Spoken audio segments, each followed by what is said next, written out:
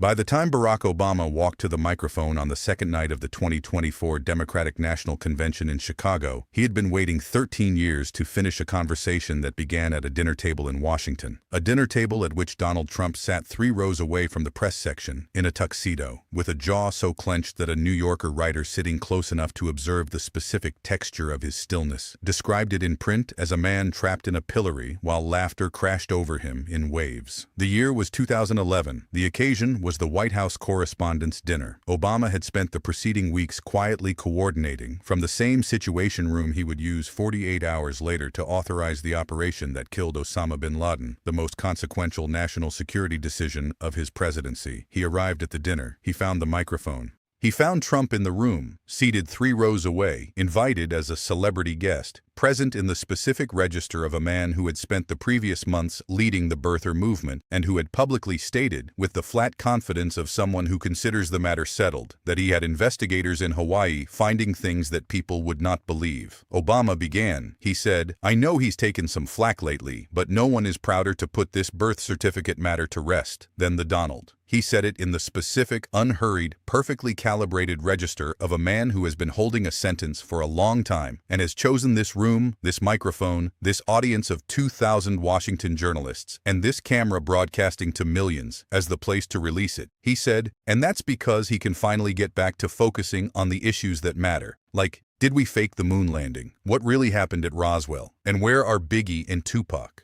The room shook. The laughter ran in waves across the ballroom, and each wave broke against the table where Trump was sitting, and Trump did not move. His jaw remained clenched. His expression remained fixed. In a room full of politicians and journalists who have all learned, with varying degrees of difficulty, the specific social skill of performing amusement at a joke made at their expense, the thick-skinned cheerfulness that most public figures learn to adopt, Trump sat in the complete stillness of a man who has not learned this skill and is not performing its absence. Obama was not finished. He said, "Obviously, we all know about your credentials and expertise. For example, and this is true, just recently, in an episode of Celebrity Apprentice at the steakhouse, the men's cooking team did not impress the judges from Omaha Steaks, and there was a lot of blame to go around. But you, Mr. Trump, recognized that the real problem was a lack of leadership. And so, ultimately, you didn't blame Lil Jon or Meatloaf. You fired Gary Busey, and these are the kinds of decisions that would keep me up at night." "Well handled, sir. Well handled." The room shook again. Trump's jaw remained clenched. The stillness was total. The New Yorker writer watching from the press section wrote, in the piece published afterward, that the most striking aspect of the evening was not the jokes. It was the response. That there was no semblance of feigned amusement, no trace of the average American's, "hey, good one on me," that most public figures learn to deploy, however painfully. That Trump remained completely still, with unyielding anger, in a way that told the room something the room would spend the next 13 years watching, confirmed in every subsequent public appearance. That this was a man for whom being laughed at in public was not an embarrassment to be managed, but an injury to be catalogued, filed, and eventually answered. This is the cold, open reversal of the story the fabrication channels build around Obama and Trump. The fabricated titles need a single dramatic confrontation, a Barron in tears, a bombshell dropped, an 8-second shutdown, because fabricated drama requires a single ignition point. The real story is a 13-year documented sequence in which every instrument of Obama's rhetorical architecture, the specific, unhurried, perfectly calibrated calm that he deployed at correspondence dinners and convention stages and Philadelphia rallies and podcast couches, was pointed at the same subject in the same register, with the same finding arrived at from different angles across different years and different rooms. The finding was, he is not serious about the job. Obama said it first implicitly, in the Celebrity Apprentice comparison, in the moon landing joke, in the specific choice of material that placed the birther movement alongside Biggie and Tupac in the same forensic sentence. He said it explicitly for the first time in Philadelphia in October 2020, in the most direct takedown he had delivered to that point. The speech that CNN described as his most blistering account of Trump's first 4 years in office. The speech in which Obama said Trump had proved he was incapable of taking the job seriously and had shown no interest in helping anybody but himself and his friends. He said it standing at a lectern in Philadelphia in the specific, unhurried register of a man who is reading a finding he he has been building for 4 years. Not performing outrage, not accelerating into condemnation, but doing what he has always done, locating the single sentence that contains the assessment most completely and delivering it in the flat, even voice of someone who considered the evidence long before he arrived at the microphone. Trump was watching. Trump posted. He called Obama a failed president. He said his own approval ratings were higher than Obama's at the same point in his first term. A claim that the polling record did not support, a claim available for refutation in a 30-second search, a claim that Trump had either not checked or had checked and set aside in favor of the post he had already decided to write. He said it in the all-capitals register from the residence and moved on. Obama gave the Philadelphia speech and went home. The finding remained in the record. Time-stamped, sourced, accumulating views. The post remained in the record. Time-stamped, sourced, accumulating nothing except the specific, documented evidence of a man who responds to assessment not by engaging the assessment, but by attacking the assessor and leaving the assessment standing in the room, unchallenged, at full volume. The pattern ran through 2024, August 19th, the second night of the Democratic National Convention in Chicago. Obama walked to the microphone in the specific, unhurried walk of a man who has been doing this since 2004 and has developed across 20 years of national stages the complete physical grammar of someone who arrives at a microphone already at rest. Not warming up, not calibrating, but simply arriving at the place where he is about to say the thing he has decided to say. He said, "Donald Trump has no interest in your problems." He said it in the flat, even voice of the Philadelphia assessment, the same register, the same complete stillness of delivery that makes the sentence land the way it lands, not because the delivery amplifies it, but because the delivery gets out of the way of it and lets it arrive at full weight. He said, "He has shown us who he is." He said, "You can run the tape."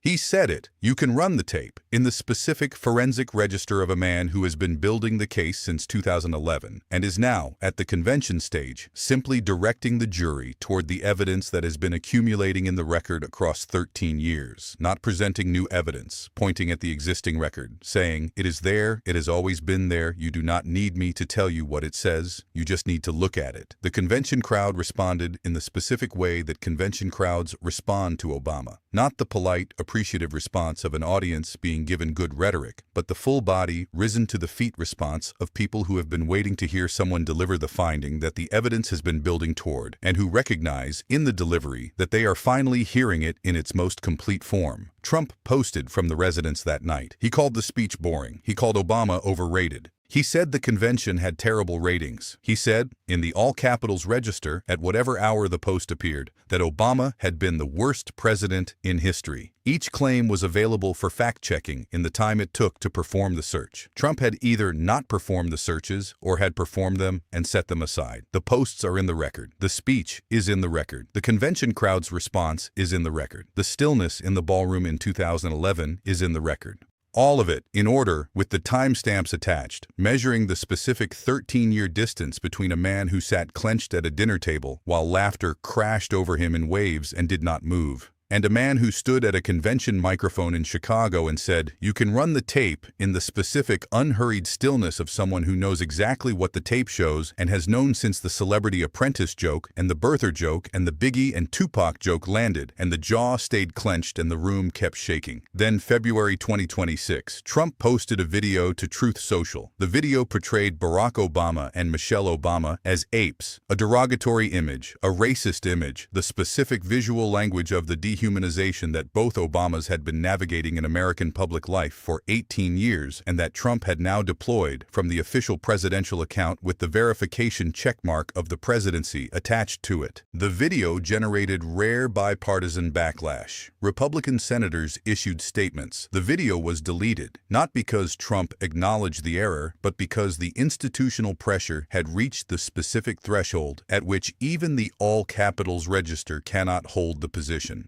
Trump said he hadn't made a mistake. He said he hadn't watched the whole clip. He said someone else had posted it on his account. Obama did not post. He did not call a press conference. He did not issue a statement through his office, or appear on a network, or demand an apology in the specific reactive register of someone who has been wounded and requires the wound acknowledged. He went on a podcast, Tyler Cohen's No Lie. He sat down in the specific, unhurried register of a man who has decided years ago that the most powerful response to the loudest provocation is always the calmest possible delivery of the most precisely calibrated assessment. He was asked about the video, not directly, but through the framing of the host's question about the devolution of discourse in American politics. He said, "There is a sort of circus that is unfolding on social media and television, and what is evident is that there appears to be no sense of shame among those who once felt the need to maintain some level of decorum, propriety, and respect for the office." He said, "That sense of decorum has vanished." He said it without naming the video, without naming the image, without naming the account, without performing the wound or the anger or the justified outrage that the moment entitled him to perform.